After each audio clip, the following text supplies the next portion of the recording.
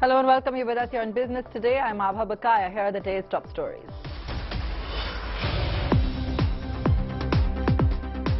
Rishad Premji reveals his hiring formula in an exclusive conversation with Business Today TV. Tells us how his perception towards hiring changed completely. Also pushes for employees returning to office.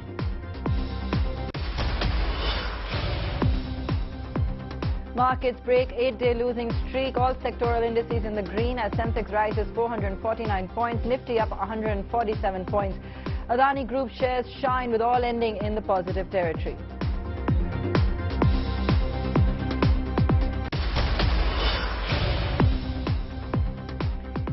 EMI set to go up as some of the biggest lenders, including HDFC, ICICI Bank and PNB, hike rates.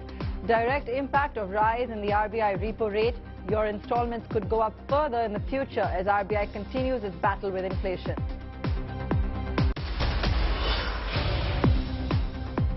A day after he met the RBI governor, Microsoft founder Bill Gates visits top Tata Group honchos, meets Ratan Tata and N. Chandrasekaran, says his foundation looks forward to partnering in health, diagnostics and nutrition.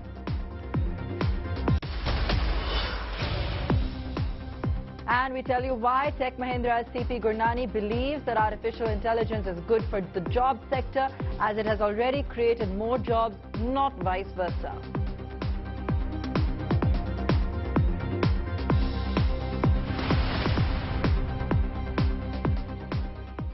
Wipro has again made a strong case for employees returning to office. With the pandemic in the rearview mirror, Rishad Premji stressed on slowly ending the work-from-home culture, saying the social intimacy that an office offered was irreplaceable.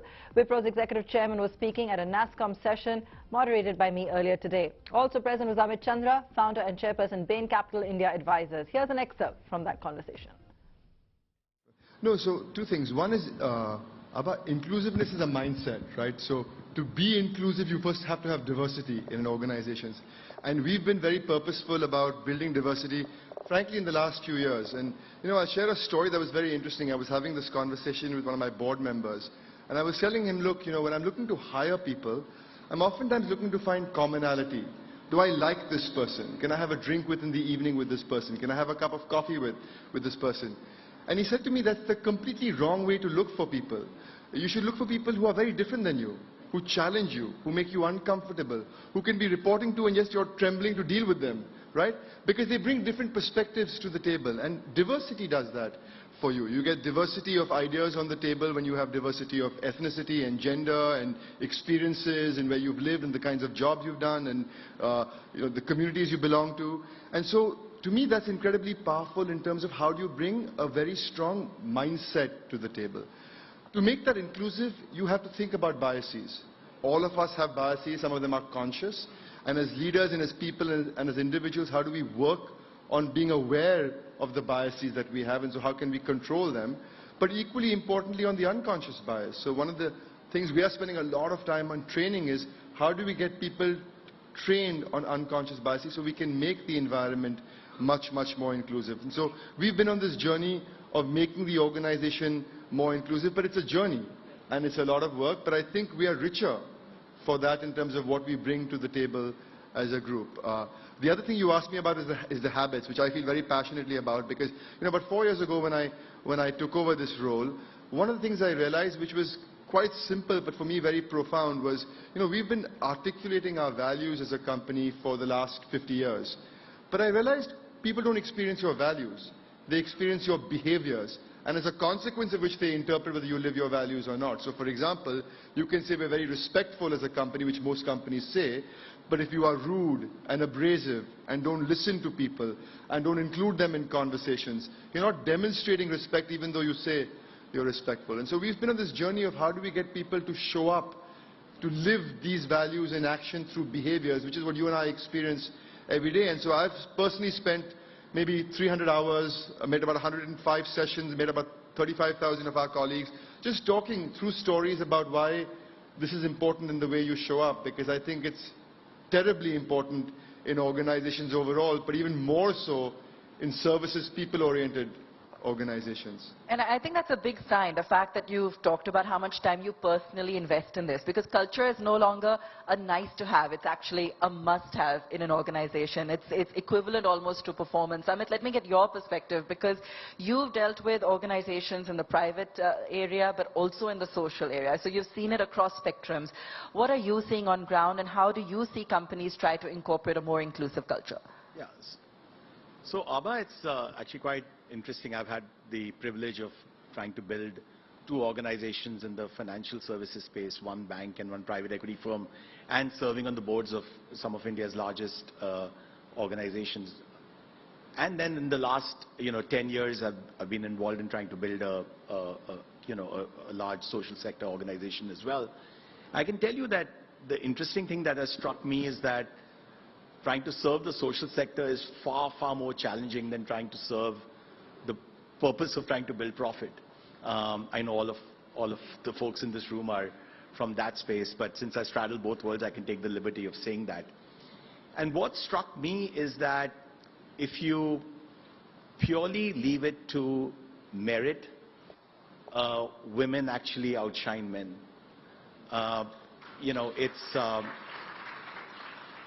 My work in the social sector, is actually quite challenging. We do a lot of work in rural development.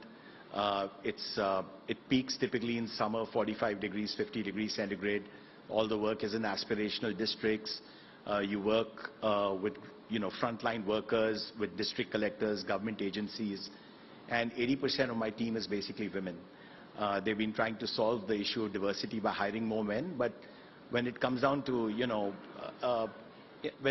really just, getting the job done, it's women who basically got the job done for us. So the issue for me really, when I've stepped back and I've had this privilege of straddling both sectors and thinking about why do we really have this inclusion problem, and we were talking about this earlier before this talk, it's really addressing the issue of supply at the beginning, and then making sure that once we address that issue, we don't have the drop-offs. And I think if we need to address both those issues in parallel. I think Rishad made very valid points on walking the talk and doing basic things right. But first and foremost, I think we need to really address the issue of supply. Because for a long time, I think in the corporate sector at least, we've just not had adequate supply. I think that will change. You had Ashish, here before this, and Ashish and I have been trying to build one of India's eminent liberal arts institution, which will have actually very different thinking from the, the IITs and the technological institutes. And I can tell you again, when you build a merit-based organization, 50% or 57% of our recruits are women. So I think supply will, at some point of time, get addressed. Rishad gave me a great statistic that now, more than half their intake is women. I think that's wonderful. But we need to figure out how to address that with more urgency, and then make sure the drop-offs at the standard points where the drop-offs happen get reduced. So how did the post-pandemic and continuing hybrid culture play a role in either adding further to this workforce, or has it been a challenge in getting people to come back to the offices? Because, of course, we've been talking about this a lot in the tech space, and it's a continuous debate. Yeah. I'm going to say something controversial, which I'm glad. Rishad, you leave the controversial part to me. No, but look, I think, look, the tech industry is one of the most spoiled industries in terms of sort of this model of how we're working. We're the only industry that's working so uniquely, right? And we were passionately discussing how it's so incredibly important to come back together. And I love what Amit said, and I'm going to steal it. He said, the difference is between having a friend and a Facebook friend, right? And when you're connecting with people continuously, virtually, you're not building the kind of connects. And I'll give you a very simple example from yesterday. I had a customer in town in Bangalore, and I spent an hour and a half over lunch with him.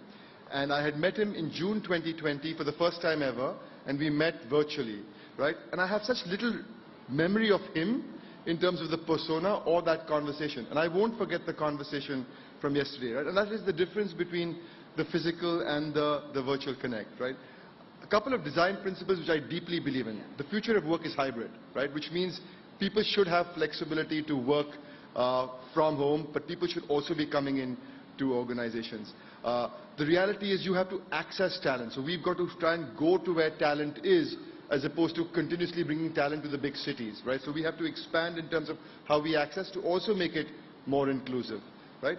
And we've got to appreciate that relationship matters, right? I feel that one of the reasons the virtual model also worked back 3 years ago is because a lot of people knew each other.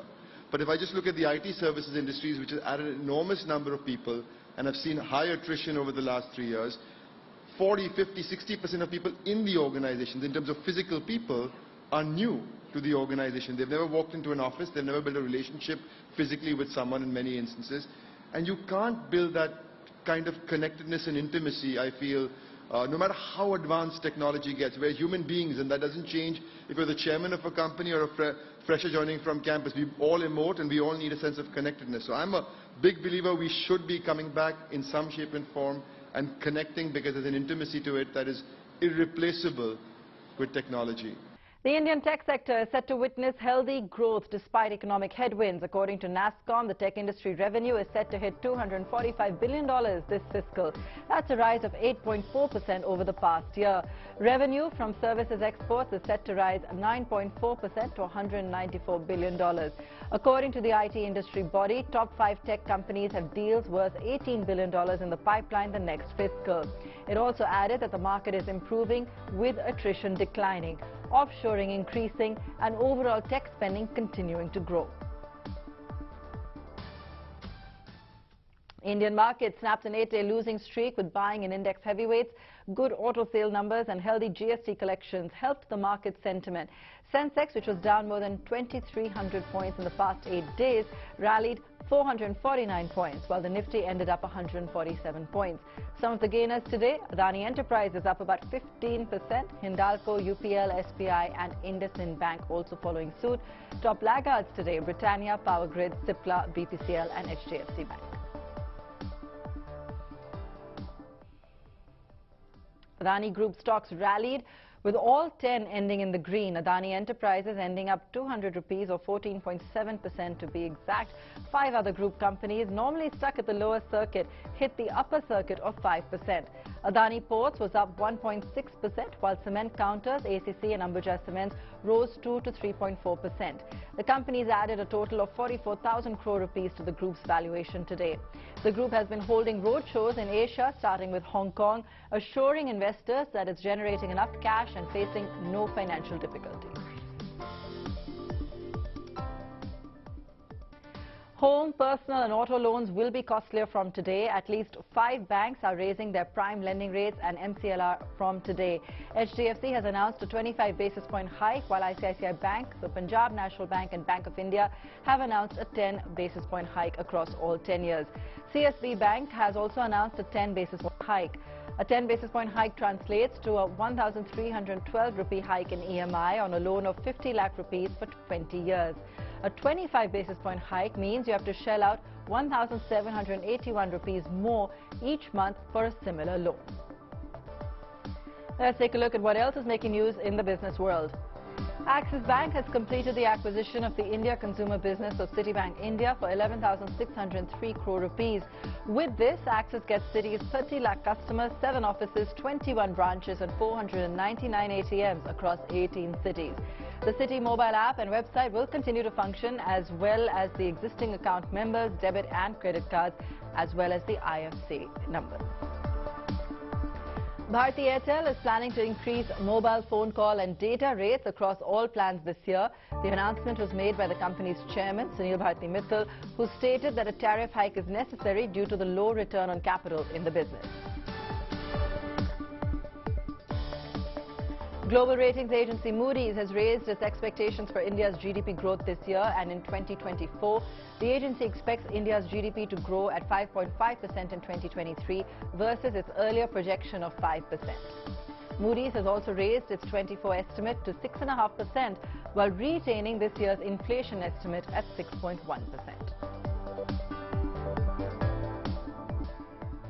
February was a good month for the auto industry, with sales registering a healthy growth. Market leader Maruti saw its sales grow 5%, while Tata Motors registered a 6% growth in its combined passenger and commercial vehicle sales. Mahindra, whose cars have waiting periods of more than a year, had an 8% rise in sales. Sister concerns Hyundai and Kia continued with strong sales, as did Ashok Leyland and Toyota Kirloskar Motors, which has recently launched the hybrid Innova Hycross. MG Motors was the only major automaker to witness a fall in sales this month. If foldables were the flavor of the season in 22, it looks like 2023 is going to be all about rollable tech. Our tech editor Ayush Alavadi got his hands on the biggest showstopper this year at the Mobile World Congress in Barcelona, the Motorola Riser concept. Here's a special report. Hola from yet another day at the Mobile World Congress in Barcelona. Now, quick weather update. It's gotten much better outside. Sunny days are here in Barcelona, less chilly, but it's the opposite story inside the Fira here at the Mobile World Congress. A lot of the launches have already happened, so that excitement, that anxiety, that trepidation has sort of fizzled out here at MWC Barcelona. When I speak to some of the CEOs, some of the C-suite executives exclusively for Business Today, we found out that a lot of that action has been happening behind closed doors. And some of the biggest customer engagements, partnerships are all taking place here at MWC, because this is a big one. It's back after a long hiatus with such scale and at such a scale here in Barcelona. There's nearly 80,000 attendees, several exhibitors, of course a lot of them coming from China and the US as well. So this has become a true meeting ground for all tech enthusiasts and for the tech business at large. Now, in terms of things that we've seen over here, we've seen a bunch of phones and a bunch of launches, like the Xiaomi 13 Pro, the Realme fast charging device, a OnePlus concept device, which I'm not quite sure will ever be a reality, but let's see about that. But the real showstopper over the course of the past few days has been at this stall, the Motorola stall. It's the Moto Riser concept. Absolutely mind-blowing tech. Imagine rollable tech in the palm of your hand. We can only hope that this becomes a reality very soon. We showed it to you exclusively on the first day and of course on our social media channels. But now we have an exclusive hands-on with the device. Have a look. The Motorola Riser concept that we hope will soon be a reality. What makes this phone really special is the minute you give it a double tap on that side, the rollable display now expands to this. Tap it twice again.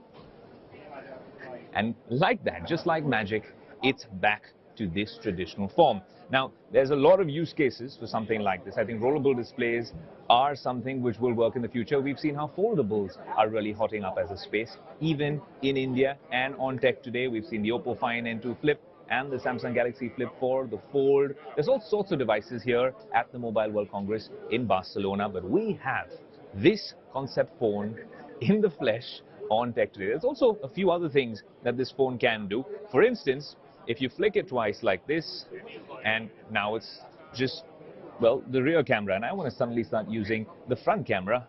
There you go, I flick it again, and here's the front camera. And if you notice, when I did that, this display was untouched. It rolled further out there, the camera is revealed, as is the earpiece. You flick it back again, and there you go. Almost seamlessly, very, very smooth output. I think they've done a fantastic job. Given this is a concept phone, we can only hope that the other booths are actually watching this with bated breath and learning a thing or two from Motorola. Look, Motorola got it right with the Razr phones back in the day. They really were the talk of the town with their flip devices. And now, with this, the Riser concept, I think they're on to something special. Obviously, this is just a concept phone. A lot of things will change. For instance, what is this display at the back going to be used for? Because this is also part of this particular device. What kind of cameras will you put in it? What chipset will be in it? All these things would be decided in due course, in due time. But this, for now, double tap and enjoy this concept phone, which really might just be a thing of the future. This literally is Motorola's back to the future moment. And we're really impressed on Tech Today. The rapid emergence of artificial intelligence has validated the widespread concern about job security. C.P. Gurnani, the CEO of Indian tech giant Tech Mahindra, has a different viewpoint. In a conversation with our tech editor Ayush Elawadi at the Mobile World Congress in Barcelona, Gurnani said he believes AI is the reason for job creation and not loss. Watch this exclusive interview. Another catchphrase, sir, which we've noticed here at MWC and all around the world since November, I think, the last time that we met, has been generative artificial intelligence. Generative AI, ChatGPT being spoken about all over the world. How much of an impact do you think that will have on the workflow on the tech side, on exactly how a tech company operates, on how our jobs will pan out in the next few months? I am so happy about the generative AI. The reason I'm happy is it's the same way, because we are in Mobile World Congress. I'll give you an example that 95, 96, if you remember, India was one of the most highest cost per minute call, and incoming and outgoing both charge 60 rupees a minute. And those blind calls, call me back. I was from that upbringing, and I land in Hong Kong airport. There was this bank of phones, but people were talking on a mobile phone. And I came back and I said, this is an industry you need to be in. The convenience was 10 steps away. People were talking on mobile phones. So what happened? Mobile phone automated the public phone systems. Correct. It automated everything that came along.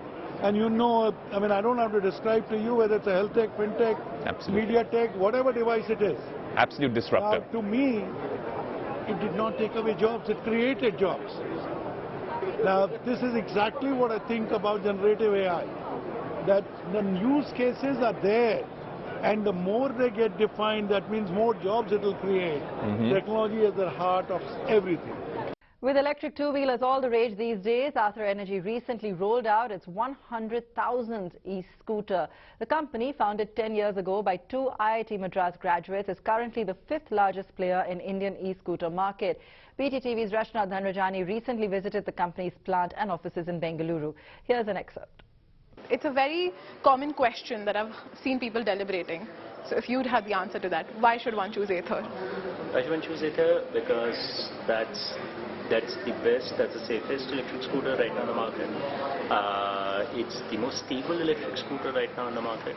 It's the one that's been built and researched for the longest period, almost 10 years. We started work on the scooter in 2014,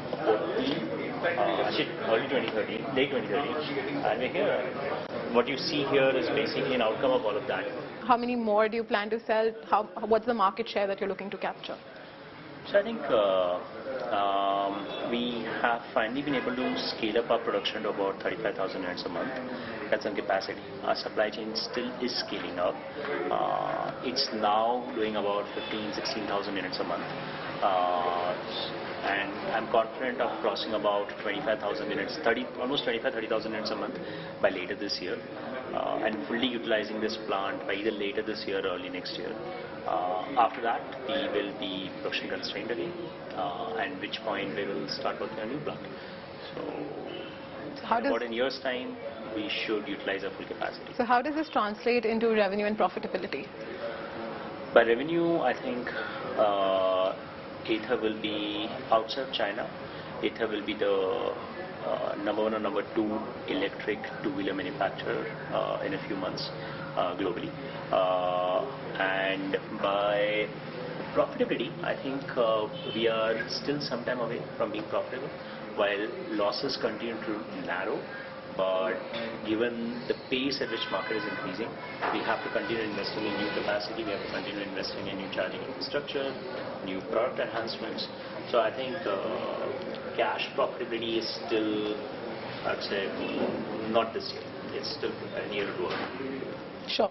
So the government of India has been supportive of electric vehicles, and that has translated into the FAME scheme. Yep. And the allegation has been that the EV companies are cutting corners to get in on the subsidy. What do you have to say about that? So I think this has been an issue with a lot of entry-level players because they had to import entire vehicles from China. As you saw the naked vehicle that we showed you there, Ather took a very different path. We decided to build everything grounds up, everything that you see on that vehicle, even at that screen dashboard. People weren't building mobile phones in India when we started building touchscreen dashboards for scooters in India. Today even the motor controller is an Ather design built here in India, just on the outskirts of Chennai. The entire frame is obviously very custom because nobody in the world makes it. The transmission is very custom, suspension is custom, brakes are custom, brake lights are custom. So Ather is a very unique design built hence completely in India. The only thing that we continue to largely import are cells, for which we are confident that with the improving subsidy, the improving push from the government, cell manufacturing should start in India. But outside of that, I think newer players like us have an extremely domestic content, and I think work that companies like ourselves have done are really bringing out India's vision of electric, which is Atmanirbhar, which is built in India, and most importantly designed in India. So the amount of IP that companies like Ather have created here, and the amount of jobs companies like Ather have created here in manufacturing is just phenomenal. We have more than 10,000 jobs that we created in the manufacturing sector. And that's all we could pack into this edition of the Business Today show. Thanks so much for watching. Good night.